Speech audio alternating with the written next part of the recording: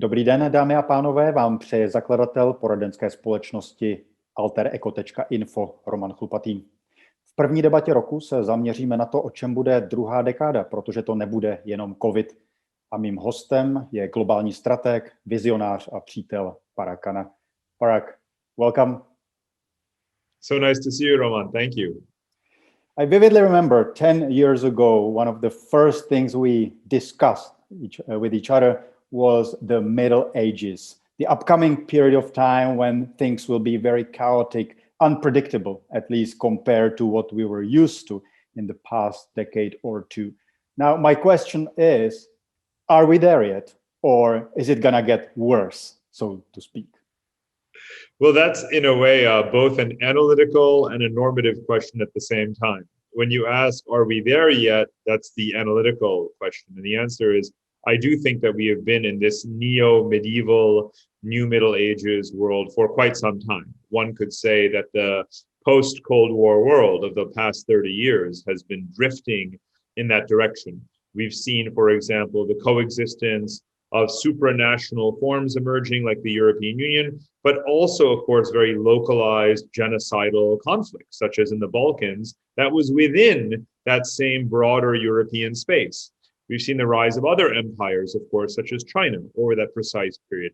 We've seen the rise of the demographics and the economic centrality of city-states, the essential unit of the Middle Ages, whether it is Singapore or Dubai or other places. So in so many ways, yes, I should also mention, of course, multinational corporations, civil society, transnational terrorist groups. All of these point to multiple competing authorities, multiple levels of actors, and really a flowing competitive environment with a different structure of authority depending on where you're looking in the world. So analytically, there's no question that we are in the new Middle Ages. Can it also be a world of superpower rivalry and confrontation? Yes. But does talking about a G2 or G3 alone capture the entire world's dynamics? No. And then, your normative question, could it get worse? I mean, that depends, right? And this is where Asia comes in. What we in the West call the Middle Ages was the golden age for Asia's great civilizations. It was a golden age for Arab Islamic civilization. It was a golden age for the dynasties of China. It was a golden age for the dynasties of India. So for most of what is today the human race, the majority of the human population, if I say the new Middle Ages, first of all, they don't call it that. It would be like saying it's the new golden ages. So of course they think it's a good thing in equal measure that you think it's a bad thing. And that's why it's so important to have global perspectives that bring together these different views and histories.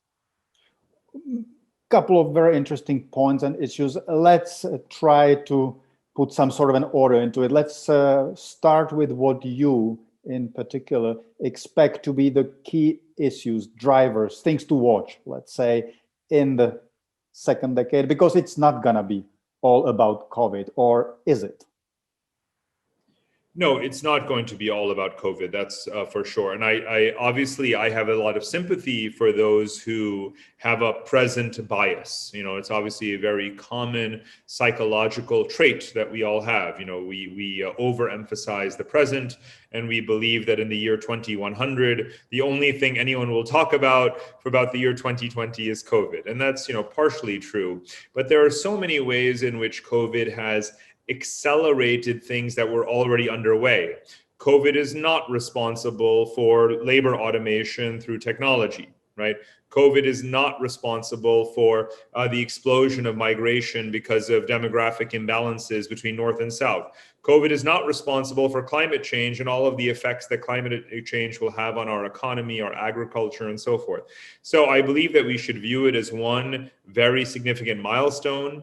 In some ways, it reinforces things that were underway. In other ways, it may lead to a retrenchment. And it's too soon to say, because what I see is a world that is shifting direction all the time, and where the lines of directionality are not nearly as clear as we tend to think they are. Let's focus on things that were somehow sped up, if you will, by COVID, or more generally, in what sense do you expect COVID to change the world because it open up certain things or made them faster or even possible. When it comes to many companies, things that they were only talking about because it sounded good, suddenly they're doing it because they're forced to. Right. At that level, I think things are fairly obvious. So digitization, right? Many countries had talked about their broadband internet strategies and the need to accelerate 5G deployment and to empower workers in the services sector. And guess what? They didn't do it before COVID. And now they regret it. And Germany is a good example. Australia is a good example. Many countries that had the resources and didn't digitize fast enough. Now, of course, everyone is doing that. But again, I find that to be an obvious but extremely important point. But let's talk about non-obvious things. For example, will this change the way in which we certify individual human mobility? Will immunity passports, microchips, biometric data, blockchain, how will we potentially use these attempts at fail-safe or foolproof certification of our health status to change the way in which we allow people to move back and forth across borders? What is one of the biggest disruptions that happened in COVID?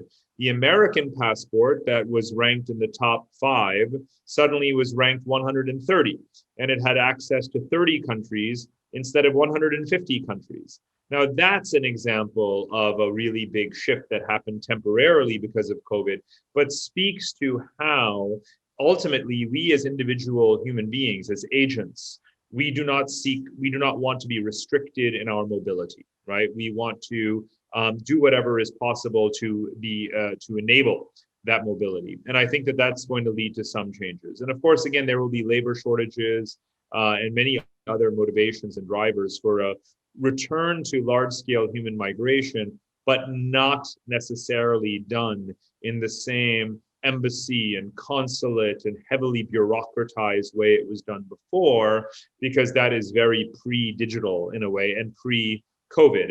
And I think that, we could come up with a number of examples like that. Remote learning is an obvious one, right? I mean, there was a point in time during 2020 where 90% of the world's students were not physically in school.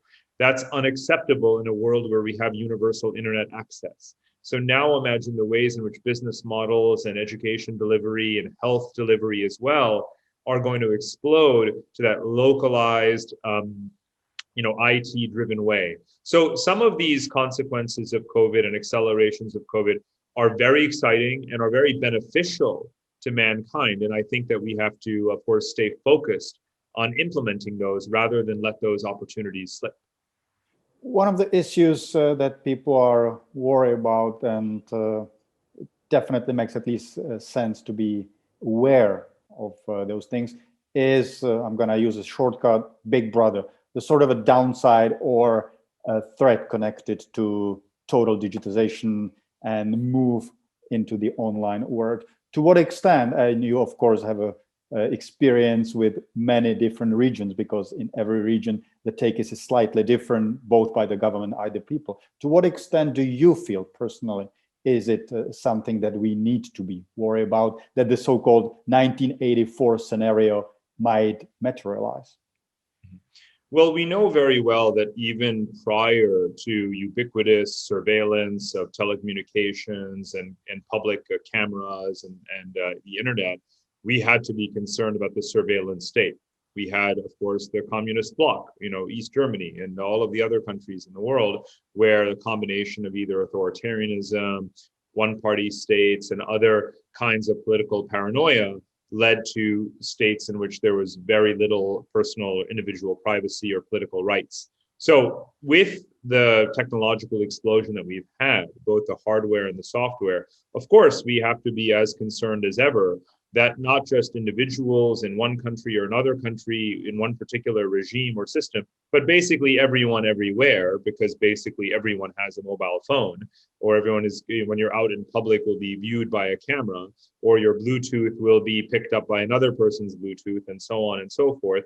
That we have already lost privacy. We might as well assume that we do not have it. So the question is, what can we do to get some of it back, or to restrain government's capacity to exploit it and harness it in ways that are not transparent or legal?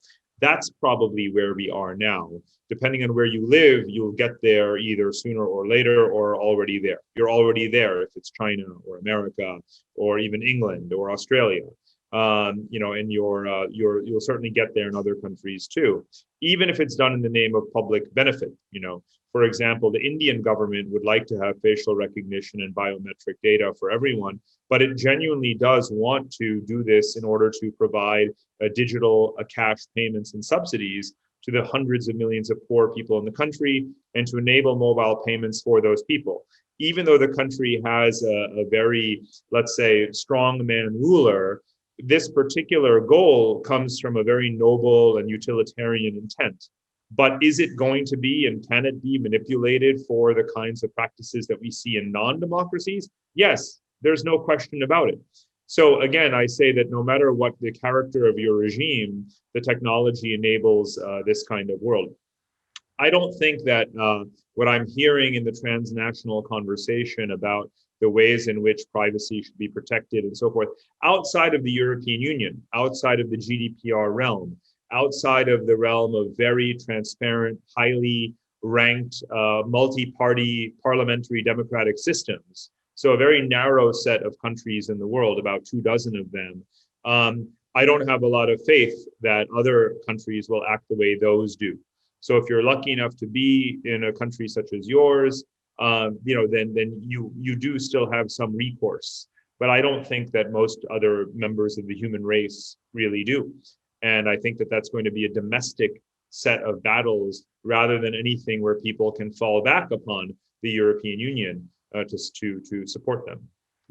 Which to an extent takes us to geopolitics. There were many interesting and important forces in play prior to COVID, and it seems that COVID was used and misused by some of the governments, at least, or power centers, let's say, to essentially get their way, even in sensitive topics or issues. So when it comes to geopolitics or international and global relations, not only international relations, what do you expect the second decade to be all about? Is it going to be, because we've discussed again a couple of times, the G3 concept, is it going to be more and more about these three power centers and the sort of satellites that will circle around one and another when it comes to different issues and so on and so forth?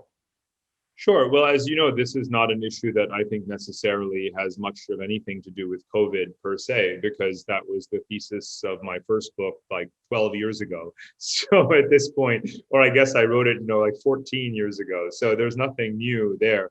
Do we still live in a G3 world from a diplomatic and economic and strategic standpoint? Yes, I certainly think that we do, based upon the share of the world population that has, these sorts of gravitational allegiances. Yes. But when it comes to Asia in particular, I devoted the most recent book about Asia to arguing that Asia itself is multipolar. Not only is the world multipolar, but Asia is multipolar. So I don't view Asia as a uniform sinocentric block. It is sinocentric in many ways, but it's certainly not a block. It's a very heavily contested dynamic.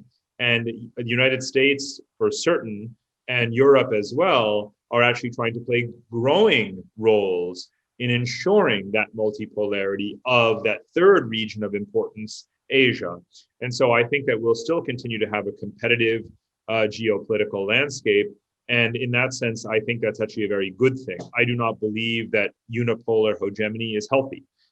Even as an American, I don't think it's healthy, because I don't think that America can alone has the capacity, the competence, to actually be a global public goods provider in all of the ways that are necessary. I certainly don't attribute that wisdom to China either, nor to Europe. So I actually believe that a vigorous marketplace, what I call a geopolitical marketplace, a competition for authority to be the provider, the trusted provider of certain utilities, whether it is capital, whether it's technology, whether it is military hardware, whether it's energy. I think that's actually a very healthy situation that we are in. It can be a race to the top rather than a race to the bottom. And that's not a naive aspiration. That's precisely what's happening in perhaps one of the most critical geopolitical domains right now, which is infrastructure finance. As soon as people started taking the view in 2015, 2016, that China was dominating infrastructure finance through the Belt and Road Initiative, suddenly the Americans, the Europeans, the Australians, the Japanese, the Indians, everyone woke up and said, we have to have countermeasures, coordinated countermeasures to ensure multipolarity. And that's exactly what has happened. So I do not believe this is the same as balance of power. We're not talking about a purely military realignments to achieve containment. Although that's partially it, I think it's more interesting to look at the dynamics in the financial, infrastructural, and trade-related orbits, and that gives you a better sense of what's going on. Which is where I was trying to get with my question. If you look at, for instance, supply chains and manufacturing, the global manufacturing, the division of labor, if you will, then what started a couple of years ago was an attempt to unbundle at least certain critical knots, if you will. And COVID was used and misused to essentially claim, look, yet another reason or example how sensitive it is and that we need to do something about it. You often talk about this concept of devolution and concentration. So when we use that as a sort of an analytical tool, where do you expect more concentration, the globalization, if you will, to continue, and where you would expect devolution when it comes to economy, business, finance on the global / regional, let's say, scale?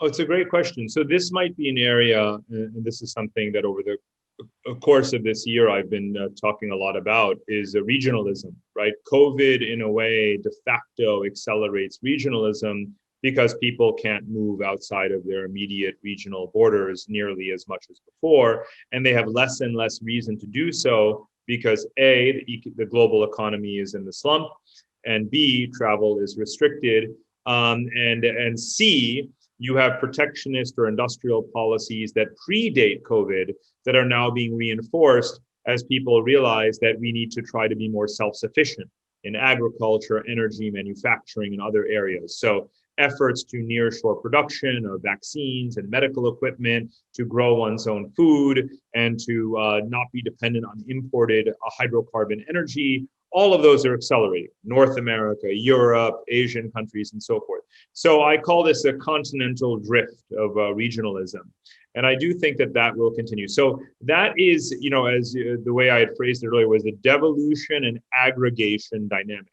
So devolution meaning the splintering into smaller and smaller polities, provinces, city-states, a growing federalism and autonomy on the one hand, but the aggregation into these regional systems of mutuality, of complementarity, and not necessarily supranational coordination, but certainly supply chain integration.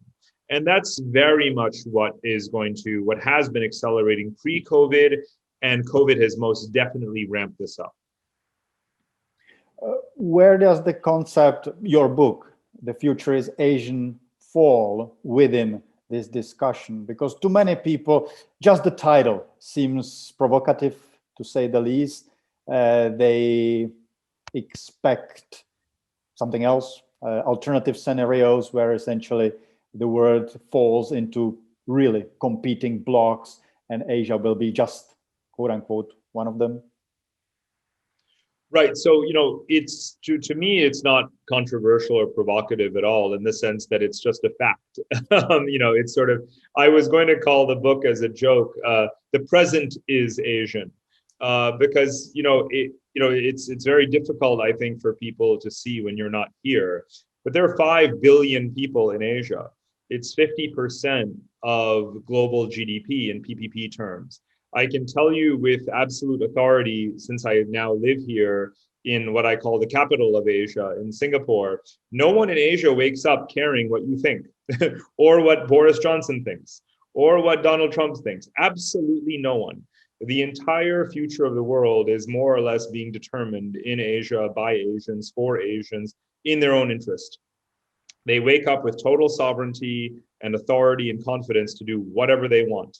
They don't care who criticizes their government. They don't care about sanctions. They don't even care about praise. right? In the 1990s, Asian countries felt they needed to be praised by Western intellectuals. They couldn't care less. And I say this as someone who's reading and writing and talking to people professionally every single day. They just don't. So you have to understand, you have to see Asia from the inside out. And everything that's in my book may seem provocative to people in the West, but it's boringly obvious to my 5 billion neighbors here in Asia. So I think that's the first thing to get out of the way. So I don't think it's provocative at all. The key debate is, how Sino-centric will the region be, or will it return to the Asian patterns of history in which, in fact, these very rich and deep civilizations, Indian and Chinese, Korean, Japanese, Turkic, Persian, Russian, the ways in which they interact with each other, can that be fluid? Can they be a sponge that absorb each other, learn from each other, take the best from each other, and not have conflict with each other? Now, a lot of that is happening already. It's not a hypothetical. The last 30 years, Asians have come to trade much more with each other than with you, with Europe, with the rest of the world, right? Asians invest much more with each other than they do with the rest of the world. Asians travel much more to each other's countries than with the rest of the world. All of those things are facts. They've been true for a decade. A decade, these things have been true, right? So I think we have to see everything from the inside out perspective. I have sympathy for the other view. I grew up as an American. I worked in the US government. I know how to see everything from the American point of view. I also know how Eurocentric and parochial, the world can be through European eyes. But I'm here to tell you that the majority of the human population sees it very differently. You mentioned one very important thing, and that is, let me be blunt about it, ignorance of many Europeans and Americans. They never traveled to Asia. They still see it, for instance, China as the manufacturer of cheap, crappy products. So let's try to speak to those in particular. In what sense do you expect the future that is going to be Asian, to use the term, to change their life? To what extent is it going to influence them? Can we outline the possible scenario, let's say, because of course there are many variables? Well, the last 30, 40 years of the world economy has been this enormous financial recycling operation by which the outsourcing of manufacturing and production to Asian economies led to their building up huge savings and trade surpluses and currency reserves, and investing in modernization and infrastructure and innovation, and recycling that capital back into the West in the form of buying, Western treasury reserves and so forth. But now they're increasingly keeping that money and investing it in their own economies. And that's how part of what explains Belt and Road, and part of what explains the growth in Asia right now. But Asia is not just one factory floor, it's multiple factory floors of the world.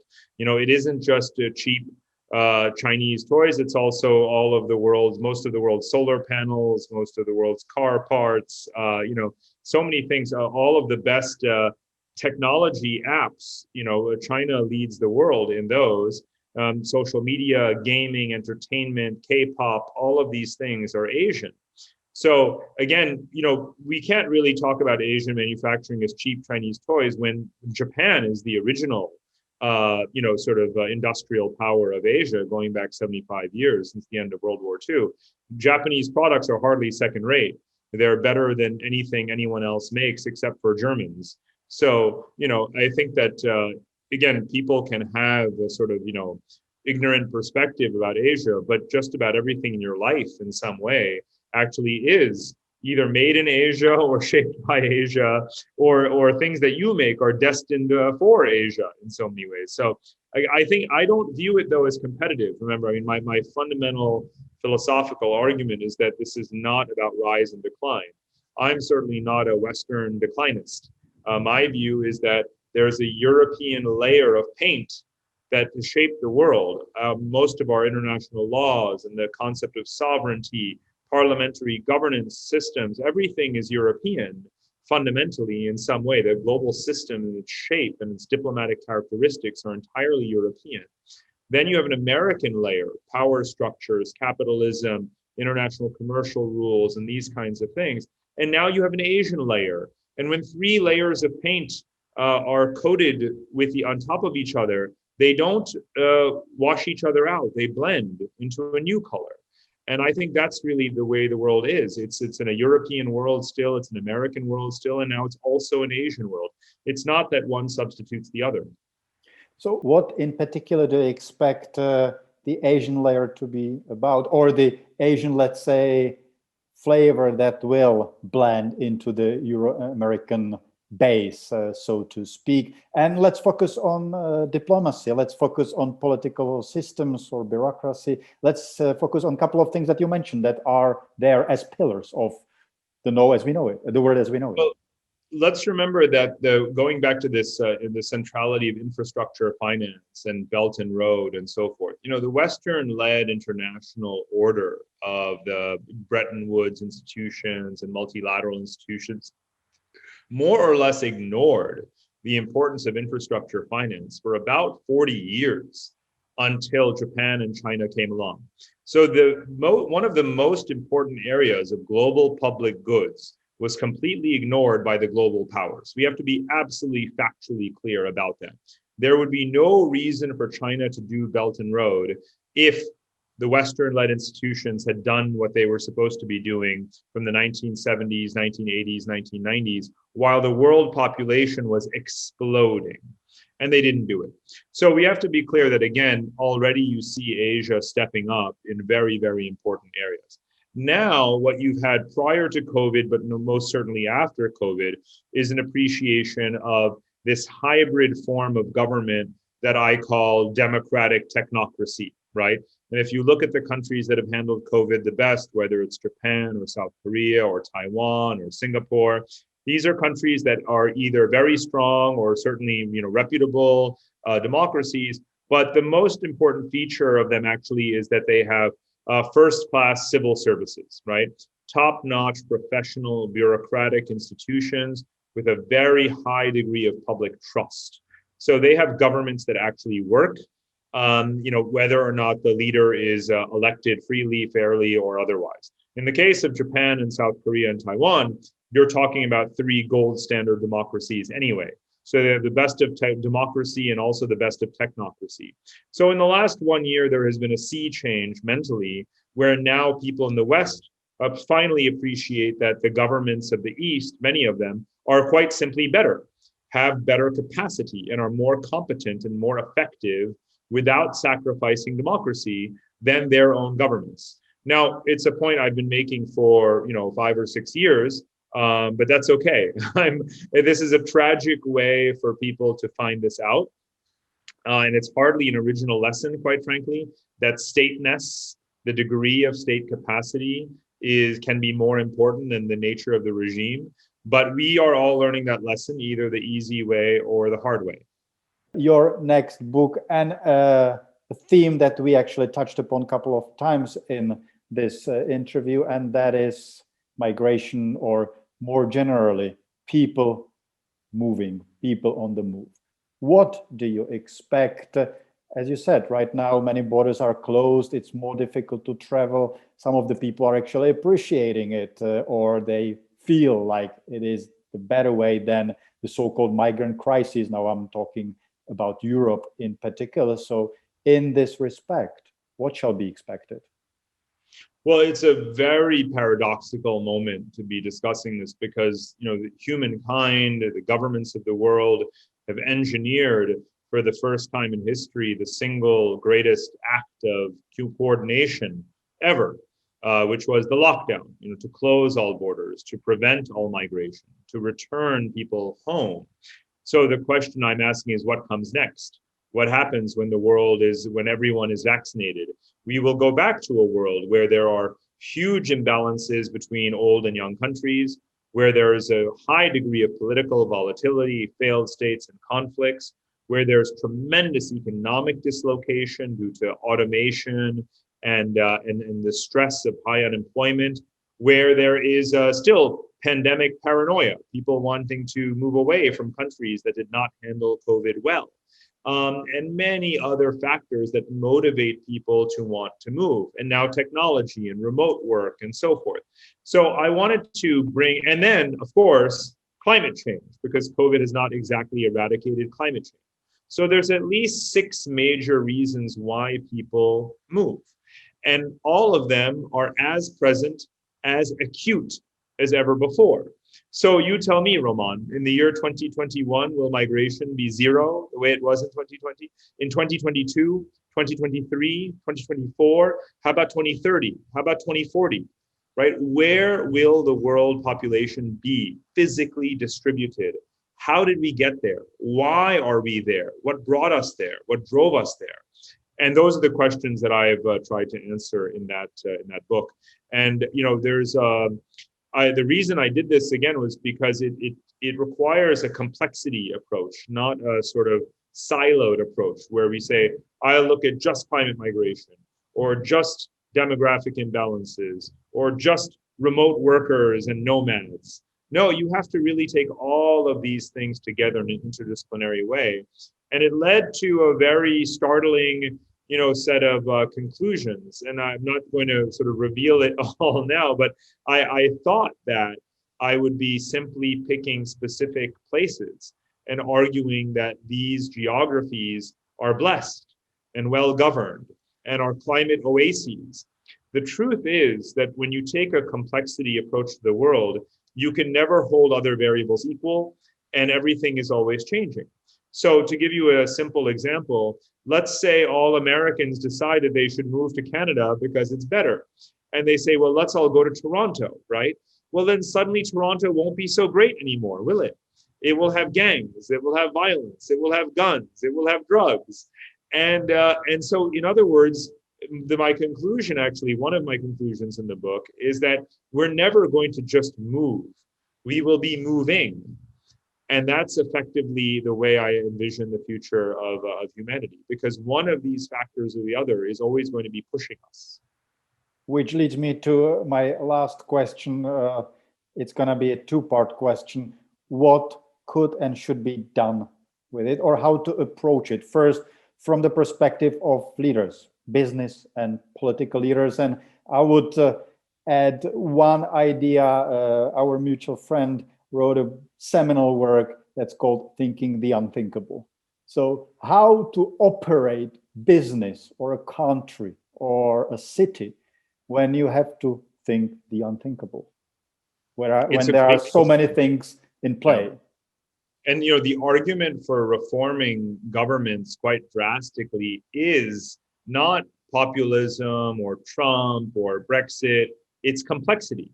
It's really that, again, you don't know what tomorrow is going to bring. You need robust institutions that are capable, that are well-resourced, that are, again, interdisciplinary in their mindset, that have the tools to provide necessary support for their population, all of those kinds of things. And that was essential before COVID, and it's certainly essential now. So to me, what's been very exciting for a number of years now is to, again, look at the optimal forms of government, the best kinds of regimes, and how do they manage this complexity. But complexity is the key word. Complexity shaping bureaucracy, if you will. This is a question that I think is going to continue to weigh on all of us as we think about what lessons we've learned from COVID and what we have to do next. And the second part, what could be done by individuals to be competitive, to thrive in this very particular environment that obviously comes with a lot of threats, but also immense opportunities? Mm-hmm. Well, actually, again, it's sort of paradoxical. I used to say the same thing that I will say now, which is that one needs connectivity and one needs mobility. Now, the mobility is difficult for the time being, but we know that connectivity has been the solution to mobility. In other words, if you can't go somewhere, at least be connected to those places so that you can work. If you don't have work locally, you can have it digitally, and so on. So those principles, those rules still very much apply. And remember that so much of the world population has neither the luxury nor the benefit of either connectivity or mobility. So we have a long way to go before individuals are able to weather this kind of storm the way you and I are. To bylo dnešní alter ego. Mým hostem byl globální stratég a vizionář Parag Khanna. Parag, very interesting indeed. Thank you very much. Such a pleasure. Thank you.